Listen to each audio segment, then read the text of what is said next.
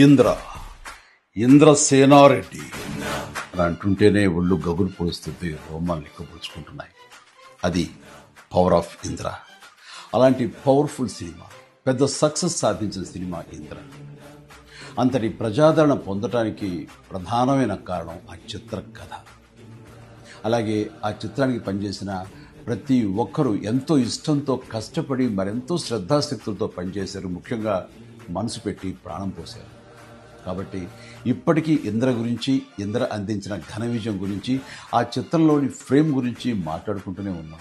ఏ scene నుంచి మనం చూడటం మొదలుపెట్టినా సరే చివరి వరకు చూడందే అక్కడి నుంచి మనం కదలేము. అలా ఉంటుంది ఆ కథలోని పట్టు బిగువు. నా చిత్రాల్లో అత్యంత సాంకేతిక విలువలు ఉన్న ఉత్తమ కమర్షియల్ చిత్రం ఇంద్ర. అందులో ఎలాంటి డౌట్ లేదు. కథ, స్క్రీన్ ప్లే, డైలాగులు, ఆర్టిస్టుల పెర్ఫార్మెన్సెస్, అలాగే emotional scenes, background score, songs, fights and what not, everything. And అన్ని పీక్స్లో ఉంటాయి. ఒక మాటలో చెప్పాలంటే కమర్షియల్ చిత్రానికి పర్ఫెక్ట్ నిర్వచనం ఇంద్ర.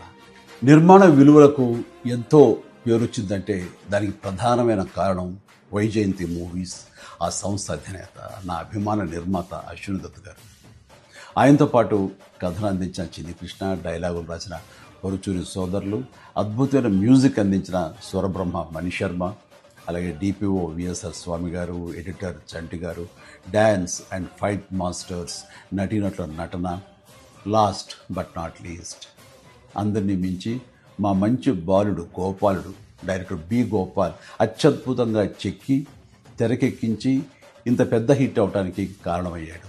వారందరికీ నా ధన్యవాదాలు. 22 సంవత్సరాల తర్వాత మళ్ళీ ఇప్పుడు రిలీజ్ అవ్వటం నాకు ఎంతో సంతోషంగా ఉంది. జూలై 24, 2002 నాడు ఎలాంటి భావోద్వేగానికి నేను లోనయ్యానో సరిగ్గా ఇప్పుడు అలాగే లోనవుతాను. ఇది వాస్తవం.